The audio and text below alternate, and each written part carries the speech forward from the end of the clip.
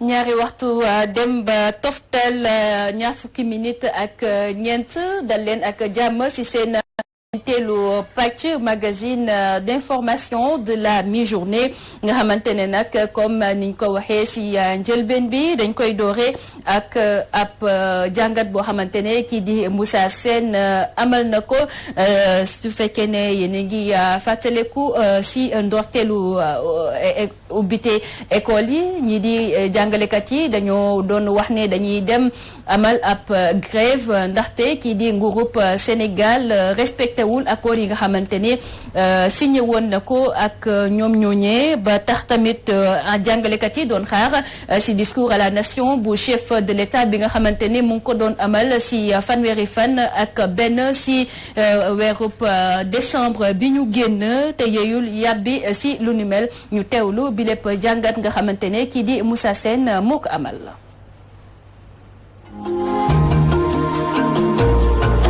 ñetti at ginnaaw bu école bi ubbee ñu gis ni boobu ba léegi amul benn perturbation maanaam grève bi ñu nemmeeku ci biir njàng mili wante nag xel mënul dal ndax gouvernement bi ba léegi mi ngi dawloo enseignants yi ci li nga xamante ni moom la leen amel tax na sax ba yenn syndicat d'enseignants ñoom nag dal nañ ko alerter laata atu ba 2020 bi di ñëw xamal ko ni bu bëggee année scolaire bu jaar yoon na dellu si waat ci li nga xamante ni moom la xaatimoon ak ñoom wante boobu ba léegi nag gouvernement bi àddu wucci ba tax li ni mel mënul dal xel benn yoon ci njàng mi ndax enseignants yi fa ñuy mujj ak gouvernement bi ndaxte neex ñoom nag déposé nañ ay préavis de grève wante nag gouvernement bi daal di ñàkkal fayda seen mbébét moom naka noonu sax ñuy xam leen rek ci biir dëkk bi lañ bokk di signaler président Macky Sall rek laata atu ba 2019 bi di jeex ni na leen bàyyi xel wante Macky Sall nag ginnaaw bu mu amalee discours à la nation ci 31 décembre bi ñu génn moom nag àdduwul benn yoon ci li nga xamante ni dal na xel jëm ci li nga xamante ni moom la jàngalekat yi di ko laaj tax nag ba xel mën a teey ni rek école bi ndax Macky Sall bañ na grève ren.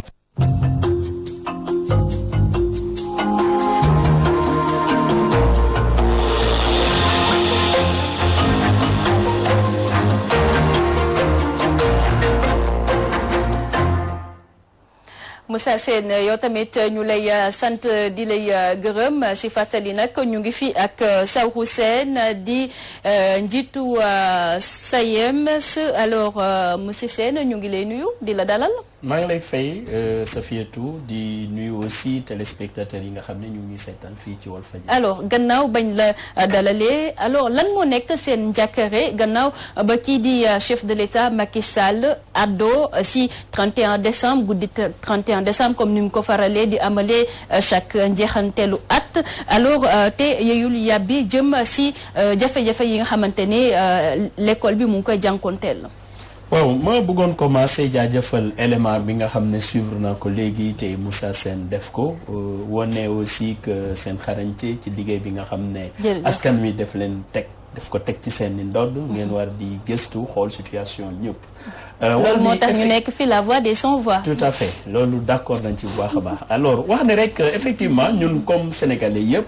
suivre nañ discours chef de l'État muy président de la République parce que dafa doon moment boo xam ne dans la vie d'une nation njiitu réew mi buy wax ak ñëpp dañ koy déglu parce que dafay am occasion ñëw ci yenn mébét yi nga xam ne état wu Sénégal jël na ko alors biñ ko dégloo nag li ñu constaté mooy ci discours am en tout cas waxul ci éducation dara alors que moom xam na situation éducation wax na nag naam ci enseignement technique ak formation professionnelle lu ñu rafetlu foofu mais bu mu defee nag conférence de presse am ci la ko presse u Sénégal interpellé par rapport ak préavis de grève yi nga xam ne yëngu-yëngal yi nga xam ne teg nañ ko ci table gouvernement bi alors ci la wax ni jàngalekat yëpp nekkuñu fi ma bëggoon rappeler à monsieur le président de la République rappeler ko Sénégalais yëpp que mësuñu wax ni jàngalekat yi kese ñoo fi nekk wante nag li nga xam ne moom la ñu jàppoon ak njiitu réew mi dafay am solo ñu fàttali ko parce que njiitu réew mi ci 2018 moo recevoir le G7 période boobu nga xam ne dañ nekkoon ci xeex ñu waxtaan mu ne ñu ci système u payoor ñi agents yi nekk fonction publique yéen a wax dëgg parce que nag système bi dañ ko dérégler baaxul monsieur le premier ministre boo fekk na premier ministre nag mu ñu weccam mu ne jàngalekat yi ñoo am dëgg il faut ñu corriger système de rémunération des agents de l'État parce que li ko waral mooy boo jëlee tey fonction publique téeméeri agent yoo jël juróom-ñaar fukki yi ay jàngalekat lañ waaye nag li ñu gis mooy lim tolloog juróom benn junni ak lu topp ci ay milliards ñu koy fay salaire jàngalekat yi téeméer boo ci jël fukk ak ñaar jëluñu lu toll noonu mët lawuñ sax fukk ak ñaar ci téeméer boo jël ci milliards yooyu nga xam ne dañ koy fay comme salaire. D'accord. loolu moo tax ñu ne mais système de rémunération bi am na problème te am na étude bu ko wane carrément que jàngalekat yi dañ leen bojji comme nag njiitu réew mi moo taxaw wax ni wax ngeen dëgg mais loolu dinaa ko corriger correctif yooyu la ñuy xaar ci moom beneen aspect bi mooy mais ñëpp xam nañ quand même que jàngalekat yi ils sont victimes de li ñuy tuddee lenteur administrative maanaam ñun jàngale lañ ñu sant ñun ñu ngi jàngale wante nag dañu am suñuy carrière war a avancer ñii ñu war leen intégrer ñii ñu war leen valider seen année de vacation mais bu dee ñun nag dañu war a nekk classe di jàngale dafa am yeneen agent yoo xam ne ñoom ñoo war a def liggéey boobu wante bu dee agent yooyu nag liggéey boobu nga xam ne dañ ko war a def pour que jàngalekat yi avancer normalement duñ ko def problème am na te loolu dañ gis ni am na ñoo xam ne depuis des années dañuy xaar ay acte d'intégration d'avancement ou de validation mënuñu ko jot. D'accord. kon lenteur yooyu day plomber carrière u jàngalekat yi loolu état wu Sénégal mënu ci ñàkk jël ay mesures te mesures yi mooy lu ñuy tuddee dématérialisation maanaam procédures yi il faudrait que ñu utiliser l'informatique ak la technique pour que ñu mën a dépasser beneen aspect bi mooy mais impôts yi nuñ koy fayee ñëpp xam nañ ni jaaduwul jàngalekat boo xam ne tey dafa waroon avancer en 2016 ñu ne ko d'accord avancé nga mais balaa ngay jot koppar ci noonu nga avancé il faut nga xaar 2020 mais bu waree jot 2020 ñu ne ko léegi 3 millions lañ la waroon fay waaye 1 million 500 bi yëpp dem na impôt y a un problème kon situation yooyu ak yeneen situation yoo xam ne mu ngi concerner les sortants du CNEPS de Thiès ñu ngi topp nguuru Sénégal benn décret depuis 2012 ñu bañ a génne décret boobu te ñoom nag à chaque fois ñu am préoccupation politique bu laajee décret dès le lendemain situation yooyu mooy situation yi caractériser système éducatif bu dee nag njiitu réew mi day wax ak sénégalais yi d'accord soofantal yooyu war a mu xeeb ko mais ça veut dire quand même que am na lu des parce que nag Sénégal bu la kenn ndax kenn mënu ko développer te amoo un système éducatif de qualité te kenn mënul am système éducatif de qualité bu dee amoo un système stable maanaam foo xam ne grève amu fa journalistes yi wala taskat xibaar yi laajoon nañ ko si guddi boobu maanaam 31 décembre bi si lu jëm si yokkute salaire yi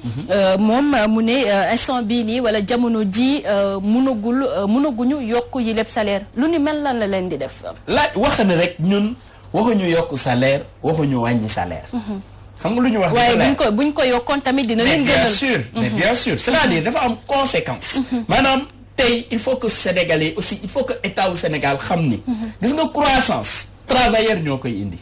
croissance du débat politique ou discours de politicien ou d'un conseil national ou d'un comité national moo koy indi croissance ay nit ñooy liggéey apporter la croissance dans le pays te nit ñooñu pour ñu liggéey il faut nga mettre leen dans les conditions qui leur permettent de travailler correctement et généreusement pour leur pays seen pouvoir d'achat bu augmenter croissance augmenter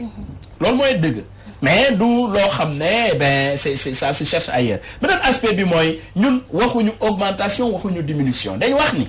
comme ñun ñëpp gis nañ ne lii injustice la sur le plan salarial mais ñi ko war a corriger nañ ko corriger naka lañ koy corriger ñoom ñoo xam de toute façon cabinet indépendant def na étude bi wane na ko ensuite njiitu réew mi en tant que le premier des Sénégalais engagé wu na lu ñuy xaar nag ci moom mooy mu respecter ses engagements. aussi loolu laa doon ñëw sax. pour que état du Sénégal respecte engagement wam ba nga xam ne yéen a ngi koy sàkku depuis ay at.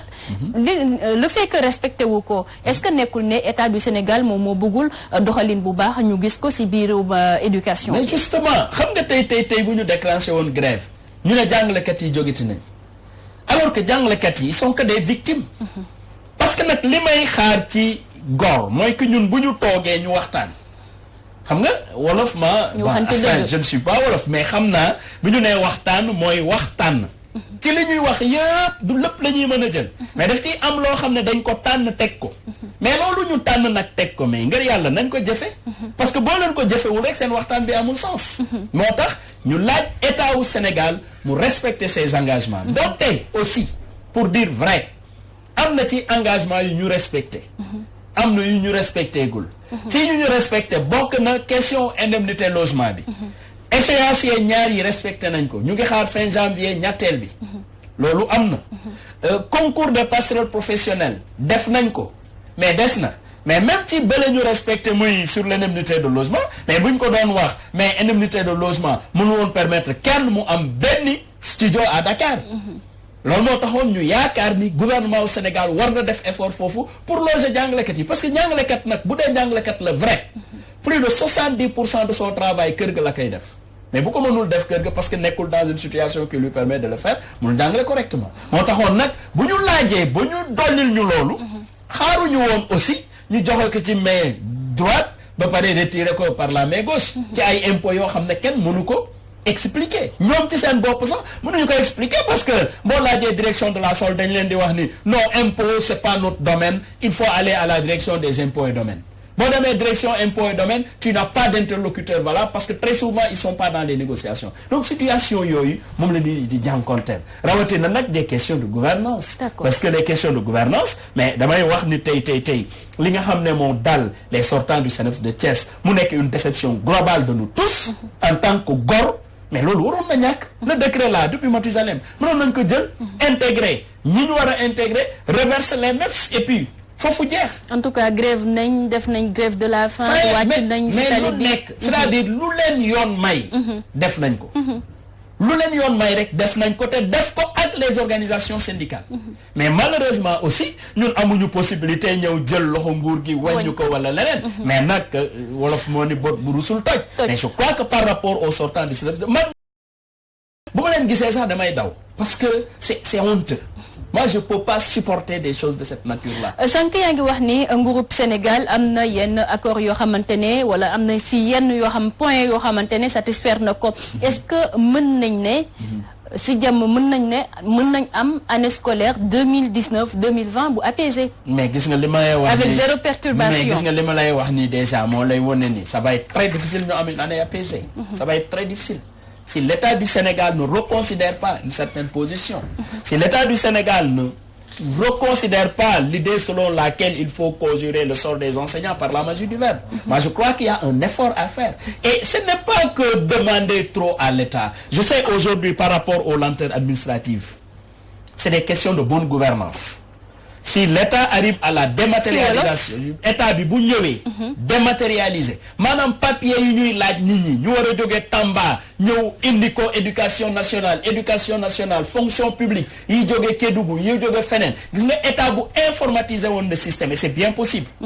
kon lenteur yooyu léegi mu féete boor donte aussi gis naa fonction publique semaine bi génn na ay actes ay projets yu bëri mais aussi génne ko ak ñu mettre ko en solde aussi il y a une différence. L'autre aspect aussi bu ñu xoolee les actes là et les projets yu ñu génn du ñàkk ay erreurs yu bëri yu demander encore un retour. donc situation yooyu c'est des situations de gouvernance. L'autre aspect mooy mais ci li nga xam ne mooy système de rémunération comme ni ko waxee mais c'est un engagement nañu engager des discussions sur ça. Je crois que c'est que certains pays ay yenn dëkk yi lu ñu def comme le Burkina Faso comme le Cameroun mais ñoom corrigé nañ seen système de rémunération ñooñu fu ñu moi je dis que le Sénégal parfois on dit que c'est le quartier latin nous sommes peut-être excusés de le dire comme ça nous faisons partie en tout cas des plus intelligents d'Afrique ñun bokk nañ ci ñi gën a xarañ Afrique de l'Ouest donc à partir de ce moment li ñeneen ñi def bu mën a tabax un bon système xëy na ñun war nañ ko mën a def moo tax ñu gëm ni bu dee am na volonté politique régler question yooyu mun na régler te je termine par une remarque gis nga li woon ñu ne njàngale moom sacerdoce la njàngale moom métier bu noble la gis nga période boobu damay koy wax ouvertement weesu nañ ko parce que nag kenn du dunde noblesse ak comment dirais-je un sacerdoce possibilité. si loolu laa doon bëgg a ñëw sax est-ce que yéen tamit waroo leen see mën a def seen kéem tolluwaay kàttan pour que ngeen jéem a alléger mbir mi état du Sénégal ngeen xool naka ngeen koy waxtaanee nan ngeen koy régler bañ am année scolaire apaisée quand même. non loolu la ñuy xaar ci état au Sénégal sauf que mënuñu convoquer suñu bopp. dama lay jox un exemple. yéen jox ngeen def ngeen ay démarches. dama lay jox des exemples concrets. ñun nous sommes dañ nekk ay organisations sociales syndicales. d'accord bu dee dañ am suñuy ñaxtu ñu envoyé ministère de la fonction publique lettre ne ko ñun de dañ am préoccupation yii ak yii ak yii mais li ñuy xaar ci moom d'abord c'est que mu tontuñu ne ñu effectivement jot naa seeni préoccupation mais loolu ministère defu ko déjà administrativement parlant je crois que du noonu lay doxee bu dee jot nga une correspondance administrative dañ ci war a tontu et dans les délais aussi beneen aspect bi mooy mais préavis de grève yéeglu la bu dee yow yaa boot ñii ñu bokk ci seen ministère di liggéey ñoom ñu am ay préoccupations yéeglu mais le minimum mooy nga woo leen ne leen léegi poñ yii ak yii ak yii ngeen def léegi yii ministère bii la yii ministère bii la yii ministère bii la dinañ xool naka lañ ciy waxtaane donc yooyu administrativement parlant je crois que loolu mënoon na am mais ba fi may wax ak yow buñ ko déposé kenn dégguñu kon nag bu dee am na quelque part une absence de volonté ça ne peut être que côté gouvernement au Sénégal. d'accord loolu daal yéen mooy seen kaddu ñu xaaragum kaddu waa ministère bi alors lan mooy seen différent yooyu nag waa G7 ak G20. amul benn différent gis nga les mbir yi dafa leer dañu nekkoon benn jamono boo xam ne nekkoon nañ ñeent fukk ak lu topp ci ay organisations syndicales yu bokk éducation nationale. mu ñu amee réunion ak gouvernement au Sénégal. ñun parti syndical rek bu ñu jëlee kàddu gi wax rek temps bi presque jeex na. ñu ne lii nag jëmul kër nañu fexee bopp ñu toog ñu jox jàngalekat yi seen baat ñu tànn yan organisation ñoo leen di représenter à la table des négociations ñu ne nañ def benn arrêté consensuel boo xam ne mooy wane tout le processus élection bi ak ban taux nga mën a am pour mën a nekk à la table de négociation loolu bu ñu ko defee ñun ñëpp d'accord ci mais ci lañ dem def campagne comme les politiciens le font waxtaan ak jàngalekat yi jour élection bi ñu ñëw voter massivement on a même dépassé taux élection en politique ñun jàngalekat yi suñu taux de participation dépassé na ko kon loolu bu mu amee ci ñeent fukki organisation ak lu topp mais juróom benn organisation ñoo ci génn am lan moo tax ñu génn loolu moo tax parce que dañ ni d'accord ci taux yi boo téeméer boo jël war nga ci am au moins fukk juróom benn organisation ñoo jiitu am loolu dans le moyen secondaire tey lycée ak collège yi ñun ñoo jiitu téeméer boo jël ñu am ci juróom fukk ak ñaar ak lu topp waa Kisans topp ci ñun téeméer boo jël ñu am ñaar fukk ak ñett ak lu topp élémentaire CELS moo fa jiitu bu Souleymane Diallo ak CELS bu Abdou Fati ak UDEN bu Abdourahmane Gueye ak le SNELAS FC bu suñu xarit Señaan kon daal mën nañu wax ne amul division non comme ñooñu ñoo génn ñooñu ñooy représenter organisation te man waxoon naa leen ci jamono pour que ñu nekk ensemble dafay am solo be bu ñu waree tase gouvernement bi nañu toog ñun ñëpp ñu waxtaan lu nu mel am wala non loolu amul parce que dañ yaakaar ni comme ñoom ay syndicat la même bu dee am nañ 2% ou 1%. kon kay division baa ngi noonu am na dama lay wax rek arrêté bi dafa leer bu dee nag arrêté bi ñun ñëpp ñoo ci d'accord mais li arrêté bi wax loolu ñun ñëpp ñoo koy jëfee amul dem ba ci biir gis ni yow amoo sax 2% nga ne léegi ben xam nga aussi nous sommes j'encourage et je respecte la liberté de presse et d'expression dans toute la démocratie loolu lu normal la mais bu dee nag am na ñoo xam ne dañuy jàpp ni comme nekkatuñu à la table de discussion ñoom mën nañ def syndicalisme de télé ou de rajo ñëw wax fu la neex mais loolu c'est leur droit. nga yaakaar ne bu ngeen gënoon a booloo li ngeen di sàkku si nguur gi du ngeen si gën a gaaw a jot. mais loolu sax sàkku woon nañ ko. man de au nom de mon organisme si SAEMS laa la wax de. parce que dafay am yoo xam ne mun naa ko wax ci turu G7. mu bokk mais am na yoo xam ne ça n'engage que mon organisation. dama yaakaaroon am na jamono. mu mbir mi door a xew. mënoon nañu toog à l'époque ñun ñëpp ñi nga xam ne amuñu 10% ñu félicité ñu am loolu wan leen ni jàngalekat yi de sas nañ leen. waaye sas boobu dañ jàpp ni ñun ñëpp ñoo ko bokk. ba tax na bu ñu waree am rencontre ak gouvernement au Sénégal nañu toog ñun ñëpp waxtaan. loolu nag ñuy waxtaane ba téye ko yéen ñi nga xam ne yéen a représenté les syndicats à partir du G7 ngeen dem porter ko devant le gouvernement. boo leen jógee foofu loo leen fa jëlee ñu defaat réunion ñun ñëpp ngeen wax ñu lii lañ fi jëlee ku nekk wax ci la mu xalaat ak les rectificatifs. man noonu laa ko gisee woon. mais bu dee nag bon man dama ni woon d'accord naa mais élection am na awma 2% te man maa gën a régulier dans la presse gën a bëri coow mais loolu du jox kenn syndical de toute façon jàngalekat yi encore une fois de plus ay intellectuels yu aguerris lañu. du coow waaye mënuñoo déggoo. non écoute ce n'est même pas une question entre syndicats. dama ne jàngalekat yi c'est un corps très respectable et très responsable. à partir de ce moment gis nga du sawru day bëri wax. wala leneen mooy tax ñu nekk ak moom dañuy gis lu concret. une organisation syndicale. En tout cas daal en tout cas c'est l'union qui fait la force. Mais c'est ce que nous souhaitons. Voilà léegi beneen laaj mooy ana ban réaction ngeen am gannaaw ba ngeen déposer seen préavis ba léegi. Justement xam nga maa ngi la doon wax bi ñu déposer préavis. ñu ngi doon xaar ministère de la fonction publique mu réagir. D'abord par un accusé de réception. defuñu loolu. ñu ngi doon xaar ministère de la fonction publique mu woo les organisations. yi déposer préavis waxtaan ak ñoom defuñu loolu mais bu dee defuñu loolu ba pare ne dañ bëgg un système stable day poser problème. de toute façon mais ñun suñu préavis de grève expiré na le 2 passé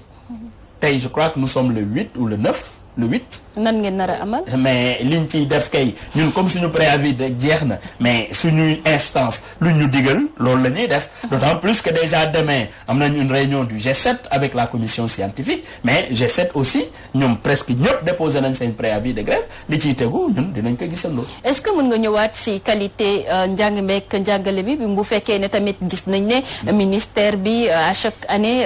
budget am day yokk. waaw xam nga budget buy yokku dañuy jàpp ni dafay améliorer le système éducatif. mais li ñu gis quand même man de xam naa depuis Mathusalem budget bi chaque année mu yokku loolu moom ñëpp d'accord nañ. chaque année budget day yokku mais est-ce que qualité bi day améliorer je ne le pense pas. pour la bonne et simple raison déjà que li ñu day abri provisoire maanaam école yoo xam ne dañ ko def ak ay sàkket bëri na Sénégal c'est 6000 yaakaar naa état wu Sénégal war na liggéey pour yooyu wàññeeku. am na ci solo trop parce que ci qualité éducation bi la bokk. beneen aspect bi mooy résultat examen yi il faut ñu xool parce que nag mais kuy joxe dépense ma ne taxaw ne en tout cas li may joxe sama kër keneen du ko joxe mais war naa mun a xaar kon li may lekk sama kër keneen du ko lekk këram. je donne une image comme ça. mais bu dee ñun nag dans le secteur de l'éducation dañuy investir autant de milliards aussi. te résultats yi du demee noonu ça veut dire que war nañu interroger waat suñu bopp suñu dépense éducative. beneen aspect bi foofu c'est un peu de l'autocritique. moi je considère que aussi jàngalekat yi il faut ñu xoolaat loolu. parce que peut-être ñun suñu système bi ñuy évaluer xale yi. ça peut poser problème ça mérite une évaluation. ñu xool est-ce qu'on les évalue correctement pour am des résultats. parce que j'ai l'impression que parfois dañuy am une pédagogie de l'échec. je donne un exemple. tey am na yenn dëkk yoo xam ne comme France mais professeur histoire géo bu ñëwee ne élèves yi dañuy def devoir lundi mais daf leen di wax ni devoir bi day porter sur ce chapitre. ñu xam ni fii lañ leen di évaluer ñu préparer wu mais man je sais très bien. que fii nii tey bu ñu ñëwee dans une classe ne élèves yi dañu am devoir lundi bu élèves yi ne mais monsieur devoir bi day porter sur quoi mu ne apprenez tout. man kay xam naa si dara. voilà première feuille ngay commencer ba. justement est-ce que loolu à force de faire comme ça est-ce que dinañ am résultat yi ñeneen ñi am. je m'interroge comme ça. donc je crois que en tout cas dans l'évaluation il faudrait que ñu xoolaat ko. gën a yombal affaire yi tamit élèves. pas gën a yombal mais gis nga xel mënul jàpp fukk. waaw mooy gën a yombal. mbir yi élèves yi ndaxte bu fekkee ne da nga nekk CM wala nga nekk lycée. ay matières donc tey jii bu fekkee ne da nga am histoire géographie déjà benn leçon rek mën na la defar ay 6 pages et autres. li ma ci dolli mooy. ñun on a fait la sous-région.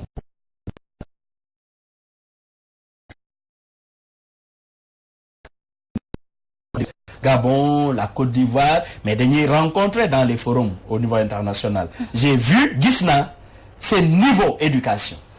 te boo ko gisee. tu te rends compte au Sénégal c'est excellent. pour wax dëgg ñu ngi am nañ un très bon niveau. beneen aspect bi mooy suñuy élèves. yi nga xam ne fii tey Sénégal dañ leen sanctionner par exemple. D'accord. mais bu ñu demee France dañuy briller. nekk de très bons élèves. alors en 30 secondes rek est-ce que mën nga ma ñëwal rek nu mu tuddati ci perspective au G7.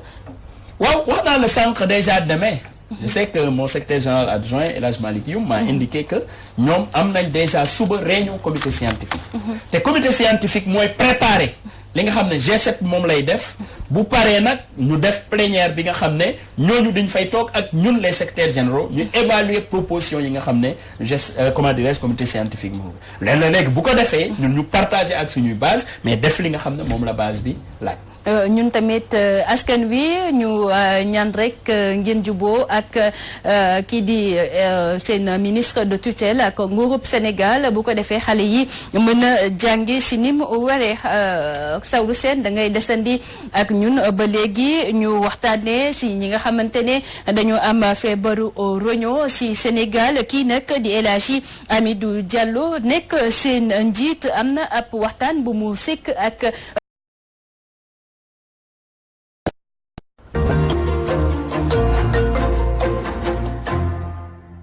El Hadji Amidou Diallo ñu ngi lay nuyu. asalaamaaleykum monsieur Ndong. monsieur Diallo ñu gis ne fi lekk ay fan bu fekkee gouvernement bu Sénégal jëlul ay matuwaay li nga xam ne moo di centre de dialyse yi dinañ daal di tëj ndax amatuñ li nga xam ne moo di kit de dialyse ana naka ngeen gisee mbir mi ni mel. malade bu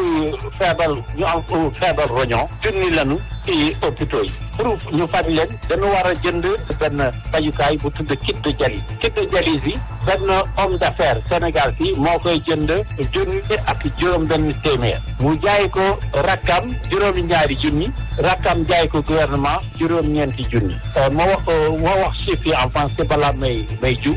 homme d'affaires bi borom xaalis bi privé la nekk day jënd kit de dialyse bi 8000 francs mu jaay ko rakkam 30 000 francs rakkam jaay ko gouvernement 40 000 léegi couverture maladie universelle mooy jënd kit de dialyse bi dafay jënd 5 milliards la koy jënd at bu nekk alors que normalement 1 milliard la ko waroon jënd donc ça veut dire que 4 milliards réer na am na ku lekk 4 milliards yi loo tax dañu war a xool diggante Diouf Sarr ancien ministre de la santé bu doon ko toppatoo couverture maladie universelle ak léegi Mansour Faye buy toppatoo cette couverture de maladie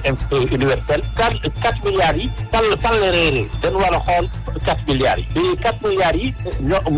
ñooy tax PMU nekk en fay PMU mënatul jënd kit de dialyse PMU su amutulee kit de dialyse centre de dialyse yi duñu am kit de dialyse centre de dialyse su amutulee kit de dialyse malade su toogee fukki fan ak juróom deful dialyse day faatu donc problème bi si kit de dialyse yi dafa cher trop loo tax gouvernement am bor waaw léegi ñun hémodialysé yi ñaari fan bu nekk dañuy dem defi dialyse pour ñu def dialyse dañuy jox benn kit de dialyse ñu def suñu dialyse léegi suñu demee hôpital amul kit de dialyse suñu toogee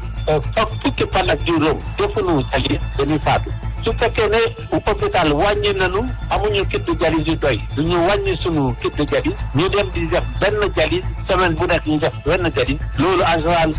maximum 2 mois dañuy faatu suñu defee ñaari dialyse juróom benn weer ñuy def ñaari dialyse dañuy faatu ñun suñu feebar il faut que ñu def ñetti dialyse par semaine. ñetti dialyse mooy ñetti kit de dialyse. d'accord exactement monsieur Hamidou Diallo ñu gis ne itam bëri na lool li nga xam ne moo di médicaments yi ngeen di faju bëri na li nga xam te dafay am ay rupture maanaam dafay dal di manqué ana ban doxalin la état wu Sénégal war a amal ngir rek dakkal li ni mel. état Sénégal soo ko yaatalee maladie yëpp day am rupture de stock donc pharmacie nationale d'approvisionnement dañ ko war a dimbali pour mu am stock au moins de 6 mois comme ça du am rupture de stock et ensuite gouvernement bi au lieu muy bàyyi kenn di dem di jaay lenn 8000 francs di ko jaay 40 000 gouvernement si boppam na dem dindi intermédiaires yi dañu ko war a wàññi dans le circuit pharmaceutique intermédiaires yi dañu bàyyi escroquerie yi dañu bëri truand yi dañu bëri si secteur pharmaceutique depuis indépendance ñun sunu pharmaciens yi benn garab duñ ko defar d'accord Amidou Diallo rédaction bu Walfadjri mu ngi lay jaajëfal bu baax ma fàttali ni yow yaay njiitu kuréel bi ëmb ñi nga xam ne ñoo amee feebaru dialyse. merci beaucoup yàlla ngeen wax ba gouvernement teg problème médicament dëkk bu amul médicament du am faj bu baax. jërëjëf jaajëf.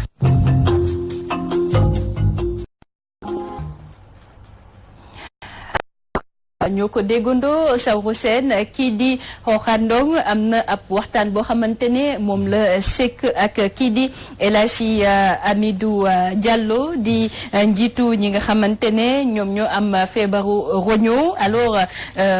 gis nga ko gannaaw ba ngay ñëwaatee si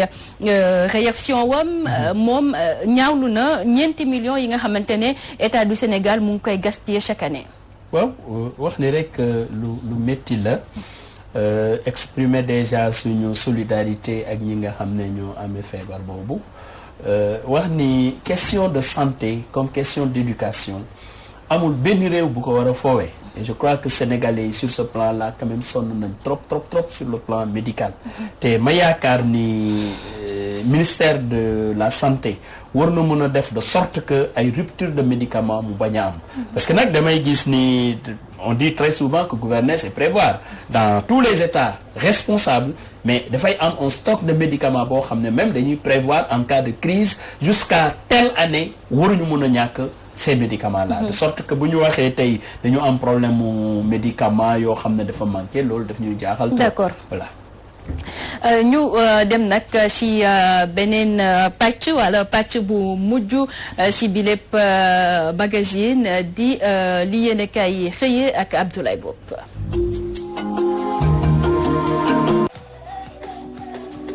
dal leen ak jàmm lu yéeme lu doy waar moo tukkee démb ca tribunalu Ndakaaru dem ci layob faatuk ndem si yàlla Fatoumata Makhtar Ndiaye doonoon vice-présidente bu conseil économique et social et environnemental te ñu boomoon ko at yi ñu weesu ca Pikine kañ ca joxoñ baaraamu tuuma di Samba Sow di chauffeur ba ko doon dawalal Walf Quotidien Samba Sow moomee man ca tuumaal tribunal jot na ko déglu démb ci lu yaatu ci bile dossier waaye moom jot naa tuumaal Fatoumata Sow di tantam jota tuumaal député Awa Niang di deuxième questeur ci assemblée nationale tuumaal Seynabou Gueye tuumaal maire bu Pikine di Abdoulaye Timbo ba ci Maymuna Baldé ak Seydina Fall Bougazeli Samba Sow ne ñii ñoo sooke ñii ñoo waral faatuk ndem si yàlla Fatoumata Makhtar Ndiaye ñoo ko puus ba mu faat ko ba mu rendi ko xatet réew mi quotidien xëy duñu dégtal anam yu doy waar yu ndem si yàlla Fatoumata Makhtar Ndiaye faatoo yéen a cabinet foo ko àpp ci mettital ak deret weesu na ko Walf Quotidien di ñu xamal ne procureur sàkku na ci Samba Sow mile yoon daan ko kaso giiru dund yéen a cabinet Samba Sow mañ ca tuumaal ne moo faat ndem si yàlla Fatoumata Makhtar Ndiaye moom Samba Sow moomule jot naa tuumaal ñeneen ku mel ni Awa Niang ak Abdoulaye Timbo ba ci Fatmata Sow ne ñoom ñi la ñoo lal seeni pexe yóbbu ko ci ab sëriñ naan la ko meew ërtal ko ba amatul woon lu muy tiit waaye kii di procureur càkkuteefam bokk na ci yéeneem ne Samba Sow warta génn kaso maanaam la ko desee ci dund na ko fekk ndungu siin yéen a kaabi di turbine de mangoog Samba Sow yëngal na démb tribunalu Ndakaaru gannaaw mbóot yam fa sulli jota tuumal ñu bëri ku mel ni Abdoulaye Timbo maire bu Pikine député Awa Niang Maymuna Baldé Fatmata Sow ak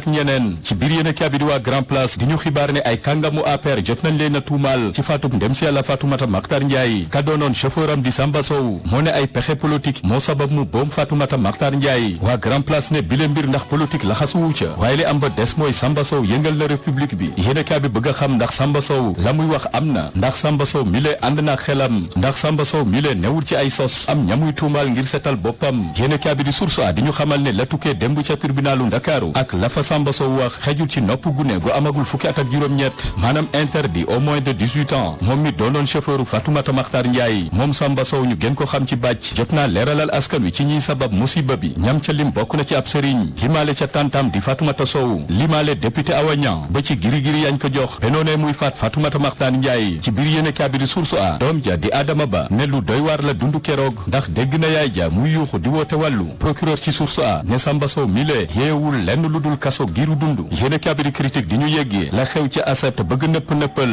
njuuf njaaj maanaam lii di trafic quittance concurrence nga am ca SODAV yéene cabinet ndax SODAV moomule dina yóbbu mbir ya fu mbaxana doone bennam déet waaye kañ ca tudd bokk na ci Ibrahima Diagne di jege ñaale Mara Dieng doon jege ñaale Youssou Ndour yéene cabinet l'Observateur ne Gaynde Njaay mbara wàcc Sadio Mané doon na buuru Afrique gàddu na démb lii di Ballon d'Or Alain Giresse ci biir yéene cabinet l'Observateur ne bettu ko ndax njortoon na ne lu mu yàgg-yàgg Sadio Mané dina sigil Sénégal ci Afrique yéene cabinet Dakar Times jël benn kaddu merci Mané maanaam jërëjëf Sadio Mané yéene cabinet Libération ne gannaaw fukki at ak juróom-ñett bu weesoo El Hadji Ousseynou Diouf ma ko jëloon tey Sadio Mané jël na Ballon d'Or africain imam bu juma bu Liverpool daal di delloo njukkal Sadio Mané l'évidence ne neexul ba neexul waaye Sadio Mané mile bégal na askanu Sénégal ci biir yéene cabinet Vox Populi Sadio Mané ne la mu digoon askan wi def na ko démb fexe na ba gàddul Sénégal Ballon d'Or Le Quotidien ne Sadio Mansa d'Afrique Sadio Mané doon ko gën a xereñ ci wàllu football ci Afrique yéene cabinet Stade ne moom la ñu tànn mu doon football kat doon kàngam ci wàllu football ci Afrique la ko may tey di liggéey ndax ku bëgg ñandi gëléem faw nga jot ca bakkan ja Sadio Mané jot na ci Ballon d'Or ba.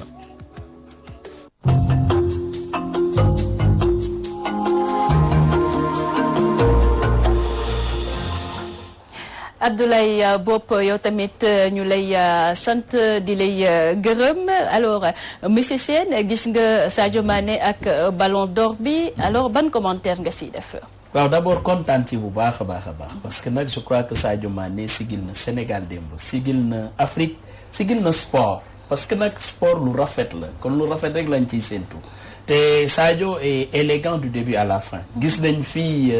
Ballon d'Or bu 2018 bi ñëwee fii Dakar ak ñoom Salah moom dafa ñëw tout en sachant que du jël Ballon d'Or donte ci dëkkam la biñ ko laajee keroog daf ko accepter sportivement moo tax waxu Eto'o Samuel Eto'o fils bi mu waxee li mu wax ñun ñëpp comprendre nañ wax ni rek loolu mooy sport sport lu rafet la te ñu rafetlu tamitam surtout élégance bu mu am ak politesse parce que dafa yaru te dafay def lu bëri man mii di wax ak yow am naa chance dem ba Bambali en tournée gis naa déjà construction yu mu def foofu au niveau du lycée de Bambali def di aussi kenn koo xam ne exemple ci jeunes yi parce que Sadio dafay def lu bëri te du wax lu bëri